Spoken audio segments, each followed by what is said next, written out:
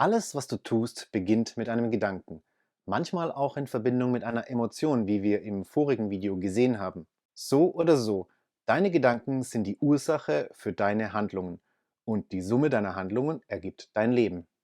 Folglich ist dein heutiges Leben zu einem großen Teil das Resultat deiner Gedanken der vergangenen Tage, Monate und Jahre.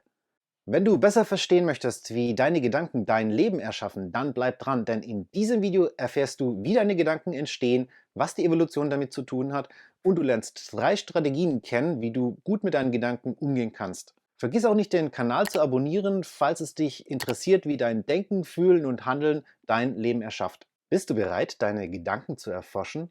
Dann let's go!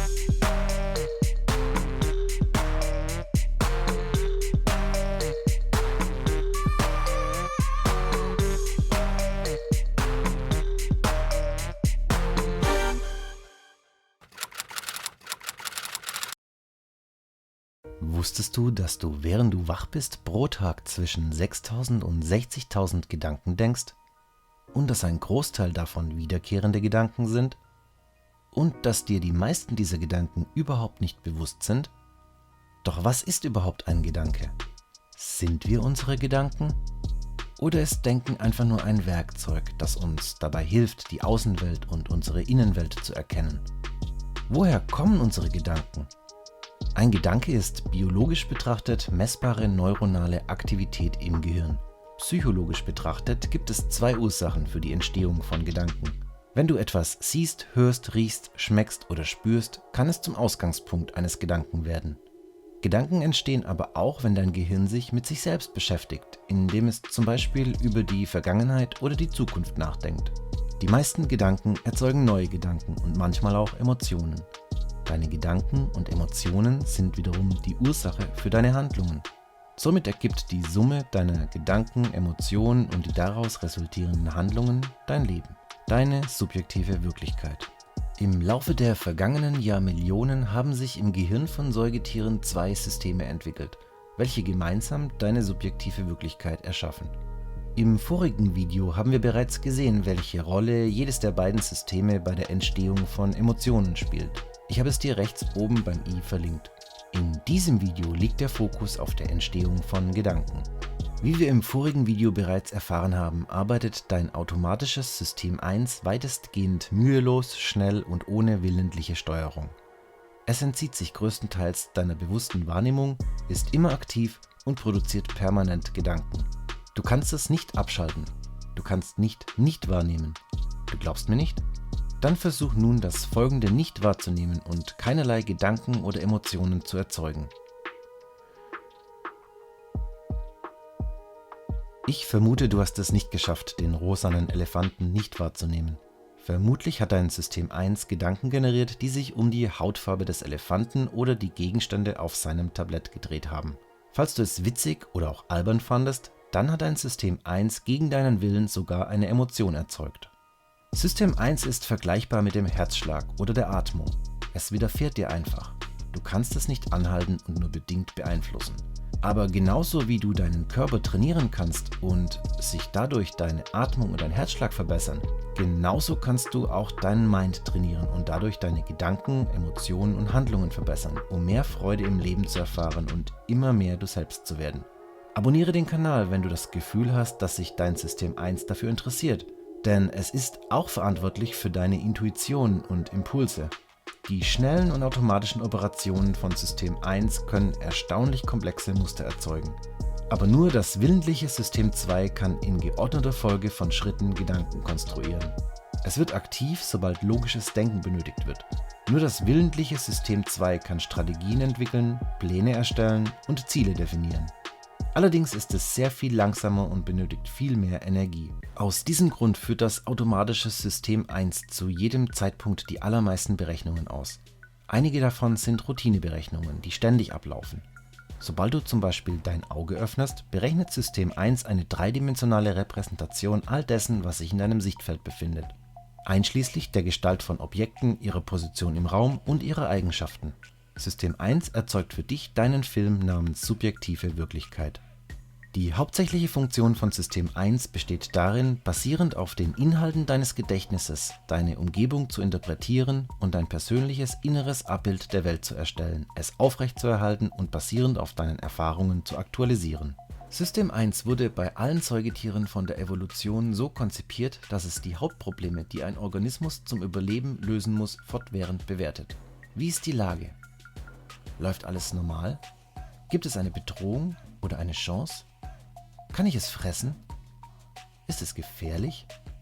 Sollte ich mich nähern oder sollte ich ausweichen?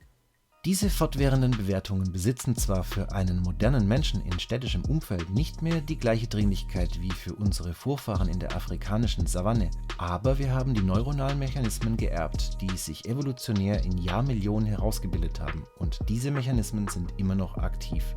Auch heute werden alle Situationen unseres Alltags von System 1 unentwegt als positiv oder negativ bewertet und lösen entsprechend Flucht- oder Annäherungsreaktionen in uns aus. Diese fortwährenden Bewertungen von System 1 sind der Ursprung der meisten Gedanken. Eine Weg-von-Bewertung löst Gedanken aus, die sich mit den Begriffen Problem, Angst und Risiko umschreiben lassen. Eine Hinzu-Bewertung erzeugt Gedanken, die mit den Worten Lösung, Freude oder Chance umschrieben werden können. Es gibt allerdings einen eklatanten Unterschied zu unseren Vorfahren in der Savanne. Dein modernes menschliches Gehirn kann im Gegensatz zu unseren frühen Vorfahren Dinge erfinden und bewerten, die in der äußeren Realität gar nicht existieren. Stammesgeister, Nationalstaaten, Gesetzbücher und Finanzmärkte sind in der subjektiven Wirklichkeit aller anderen Tierarten praktisch nicht existent. Wenn du mir nicht glaubst, dann versuch doch einmal, ein Affe davon zu überzeugen, dir seine Banane im Tausch gegen ein üppiges Aktienpaket zu geben. Nur das Gehirn des modernen Homo sapiens ist in der Lage, solch komplexe Gedanken zu erzeugen und für genauso real zu halten wie die Dinge, die in der Natur tatsächlich existieren. Ein Affe kann nur über das nachdenken, was ist. Deiner gedanklichen Welt hingegen kannst nur du selbst Grenzen auferlegen. Was du auf keinen Fall tun solltest, denn selbst auferlegte Denkverbote, bewusst oder unbewusst, berauben dich deiner inneren Freiheit. Dein modernes Homo sapiens Gehirn hat noch eine weitere einzigartige Fähigkeit. Es ist in der Lage, gedankliche Zeitreisen durchzuführen. So kannst du zum Beispiel darüber grübeln oder dich daran erfreuen, was in der Vergangenheit passiert ist oder was hätte passieren können oder hätte passieren sollen. Gleiches gilt für die Zukunft. Viele deiner Gedanken drehen sich darum, was passieren wird, passieren könnte oder sollte. Die schnellen und automatischen Gedanken von System 1 können auf diesem Spielfeld erstaunlich komplexe Muster erzeugen. Aber nur das langsame System 2 kann geordnete Gedanken konstruieren, Strategien entwickeln, Absichten fassen und Ziele verfolgen. Bist du bereit, dein willentliches System 2 zu nutzen, um die Gedanken, die dein automatisches System 1 den Tag über produziert, genauer unter die Lupe zu nehmen? Der erste Schritt für Veränderung ist zu benennen, was ist. Name it to tame it. Kannst du spontan sagen, wo sich deine Gedanken den Tag über befinden? Weißt du, wie sich deine Gedanken über die letzten Wochen, Monate und Jahre verändert haben? Manche Menschen führen hierfür ein Tagebuch. Falls du das auch tust, dann kannst du Folgendes ausprobieren. Immer wenn du etwas in dein Tagebuch schreibst und dabei deine Erlebnisse Revue passieren lässt, dann überprüfe auch, wo deine Gedanken rund um diese Erlebnisse am häufigsten waren. Falls du den kostenlosen Video-Reminder abonniert hast, dann nutze hierzu die Anleitung im PDF, das du erhalten hast. Alternativ kannst du dir einfach nur das Koordinatenkreuz in dein Tagebuch aufmalen. Überlege dir zunächst einen Namen für das Erlebnis, das du untersuchen möchtest, und schreibe es dir auf. Wo waren deine Gedanken rund um dieses Erlebnis? Trage es an der Stelle in das Koordinatenkreuz ein, wo sich deine Gedanken befunden haben. Waren es hinzu oder weg von Gedanken? Ging es um die Vergangenheit oder um die Zukunft? Schreib dir daneben auf, um was es genau ging. Wenn du diese Übung jeden Tag oder mehrmals pro Woche machst, dann wirst du sehen, ob sich deine Gedanken in einer gesunden Balance befinden oder ob sie sich in einem Quadranten häufen. Hast du mehr negative Weg-von-Gedanken oder mehr positive Hinzu-Gedanken? Die Psychologie sagt uns, dass es erstrebenswert ist, tendenziell mehr positive Gedanken als negative Gedanken zu haben. Falls du wissen möchtest, wie das geht, dann abonniere den Kanal, denn hierzu wird es auch noch ein Video geben. Auch hinsichtlich der Zeit ist eine gesunde Balance erstrebenswert. Wie oft sind deine Gedanken in der Zukunft und wie oft in der Vergangenheit? Aus der Vergangenheit zu lernen und die Zukunft zu planen ist wichtig. Leben findet allerdings nur jetzt statt. Sei daher auch hin und wieder da. Zum Schluss noch ein dritter Punkt, den du beachten kannst. Drehen sich deine Gedanken eher um deine Angelegenheiten oder eher um die von anderen? Es ist gut, auch über die Herausforderungen, Chancen und Probleme anderer nachzudenken und ihnen zu helfen. Bedenke jedoch, dass du nur deine eigenen Angelegenheiten verändern kannst.